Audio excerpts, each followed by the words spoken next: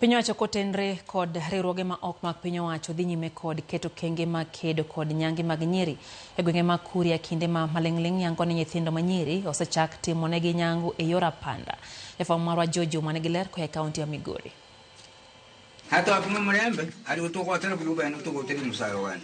Tarik 31 dwe mar 10 mar higani, jodong Kuria ka otele ko jagol wach lo jodongo e weche oganda kidi kod timbegi. Masire Chacha ne obedo kod nyasi ma chaka yanga chenro mar nyange e gwego ma Kuria.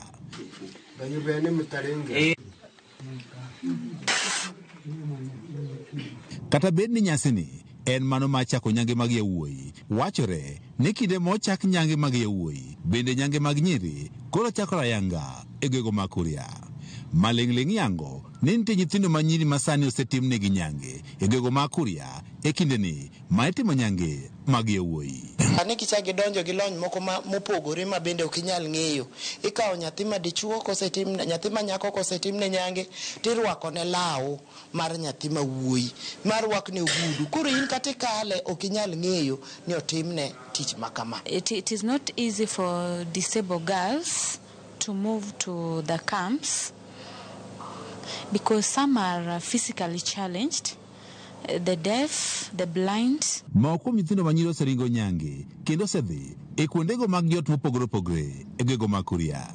Kata bed ni kuonde jot osebed ka itiyo godo mar konyo nyithindo ma oringo nyange kaka yo achiel ma kedo kod nyange, lipot yango ne ok osekonyo ahinya nikech moko kuom nyithindo go manyiri ma oseresi ka odok e pacho bang' nyange ka orumo pod imakogi kendo itimonegi nyange. Director migaono mar kit chwech e kaunti ma Migori Liano Komo ka achiel ko jagoro mariwoge mag oganda e kaunti ma Migori Dr. Tobias Ogola wach ni kuom kwa nyithindo go manyiri maromo 9 mane orese higa mokalo, nus magi ne ochako duogo timnegi nyange apanda ka gidok dala bang' ka olandi ni nyange orumo. Watemo mwa rescue nyithindo mokalo 800 ma wakete rescue centers ka wariwore gi partners wate duto. Kane wase kawo nyirigi ma waketo e rescue centers, mane kano yaw sikul waduoko gi mier. Kuom hawi marach, kano yaw sikul ne gichako giyomo gi. Mano to adier nikech seche mag yae kamp koro waonge teko mar geng'o gino. Nikech gin back to jonyuol gi. Ne igeno ni nyange ma nyiri dhi rumo e higa mar 2012 kaka ne olandi ko jatend piny Kenya mosedhi Ruta Uhuru Kenyatta. Kata kamano, lekni ok ne ochopo ka penjo maduong' en ni tiang'o mane ok otim makare ma omiyo nyange pod dhi nyime kata gwego ma Kuria. Luoro jogo ok nyawe FGM. Luoro ni kuom jodongo ka ma weg shrines ka. Jodongo ka emonyise no kuwegi ni tutho. Setemo matek mondo mi wakonyre gi jok ma e Kuria mondo giwe FGM nikech ok inyadhi adhia kanyo ni dwaro mo gi jodongo gi. Jodongo gi kata luonge bura ogibi.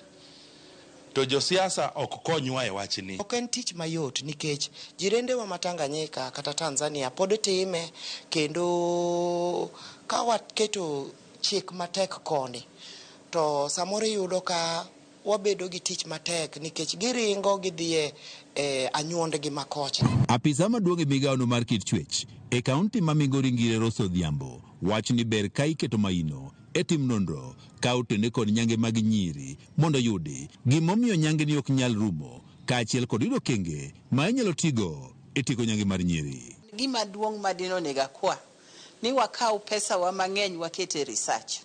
Kae wabedo gi gimiluongo ni evidence based research. Koro wadhi wang'eyo ni to approach mwasetiyogo higni mokalo gi te. Ang'o momiyo pok gimiyowa matunda mwadwaro. Ka wasebedo gi mano, ka wariwore gi organizations tema fight gini, to wabiro yudo kaka wanyalo donjo. Tend arita kwe e kaunti ma Migori wacho ni higa mokalo kwan ji maromo 39 ne omaki ka otende kod nyange mar nyiri kendo ne ochwalgi e doho. In the cases of the prosecuted parents were 39 and they were fined between 200,000 and 300,000, or failure to that they were put to serve a sentence of 2 to 3 years. George Juma, Ramogi TV, Migori.